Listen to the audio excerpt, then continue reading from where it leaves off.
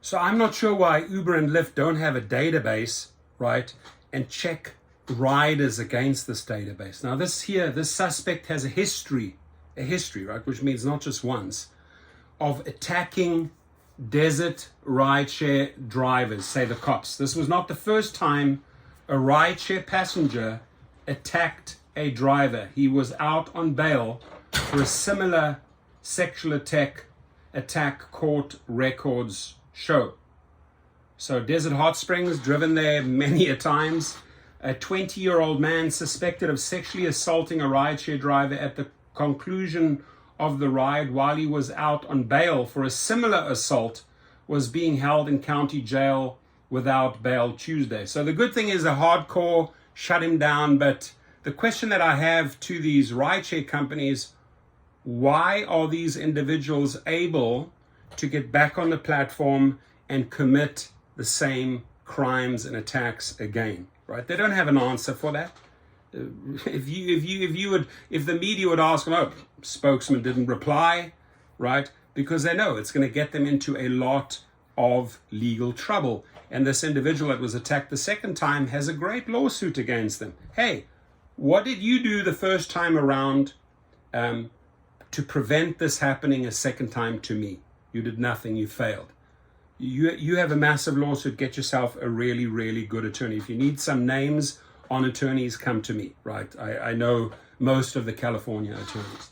So Louis Enrique Laura of Desert Hot Springs was charged with 2 felony counts of sexual battery and faces 1 sentence enhancing allegation of committing the crime while out on bail, according to court records. He pleaded not guilty to the charges Monday afternoon at the Larson Justice Center in India. Officers responded August the 18th to a ride sharing service driver's report of sexual battery that was committed by a customer, according to the Desert Hot Springs Police Department. The driver allegedly was assaulted by the customer at the end of the ride, and the suspect then fled from the vehicle on foot. Detectives assumed the investigation and identified Laura as the suspect before arresting him August the 28th.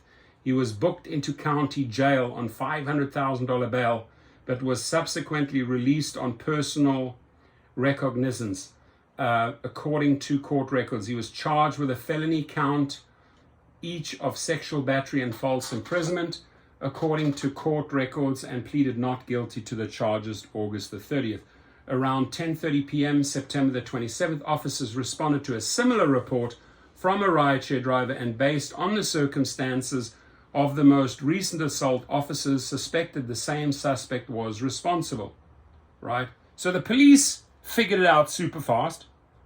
But what about Uber and Lyft? What about the rideshare companies?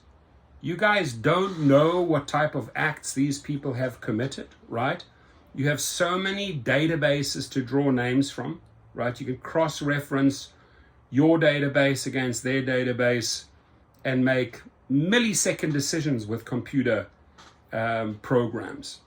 However, once again, the company failed us, and this individual committed another crime.